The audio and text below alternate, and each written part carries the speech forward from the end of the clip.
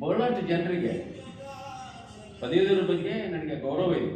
ಯಾಕಂದ್ರೆ ನಾನು ಒಮ್ಮೆ ಪ್ರತಿಸಿದ್ದೇನೆ ಆ ಒಂದು ಕ್ಷೇತ್ರವನ್ನು. ಬಹಳಷ್ಟು ಜನರಿಗೆ ಮತದಾನ ಯಾವ ರೀತಿ ಮಾಡಬೇಕು ಅಂತ ಗೊತ್ತಿರಲಾರ್ದಕ್ಕೆ ಅಥವಾ ಅವರಿಗೆ ಸರಿಯಾಗಿ ತಿಳುವಳಿಕೆ ಕೊಡಲಾರ್ದಕ್ಕೆ 2020ನೇ ಇಸ್ವಿಯೊಳಗೆ ಆದಂಥ ಚುನಾವಣೆಯೊಳಗೆ 8,000 ಮತಗಳು ಹುಲಿಗೆಟ್ಟ ಮತಗಳಾಗಿವೆ. 8,000. ಅದಕ್ಕೆ ಮತದಾರರಿಗೆ ಒಂದು ಮನವಿ, ಇಷ್ಟೆಲ್ಲ ಕಷ್ಟಪಟ್ಟು ನೀವು ಮತದಾರರು ಆಗಿರ್ತೀರಿ, ನೀವು ಅಲ್ಲಿ ಚುನಾವಣಾ ಅಧಿಕಾರಿಗಳು ಕೊಡುವಂಥ ಪೆನ್ನನ್ನೇ ಉಪಯೋಗ ಮಾಡಿ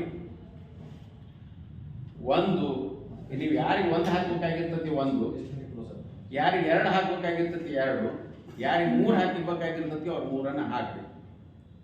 ಇನ್ನೂ ಕೆಲವು ಮಂದಿ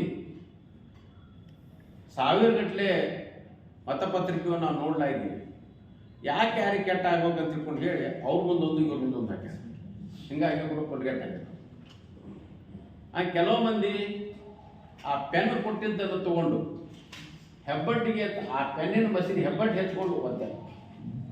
ಕೆಲವು ಮಂದಿ 1 ಕತ್ರಿಗಿಟ್ಟು 2 ಕತ್ರಿಗಿಟ್ಟು ಹಾಕಿದ್ದಾರೆ.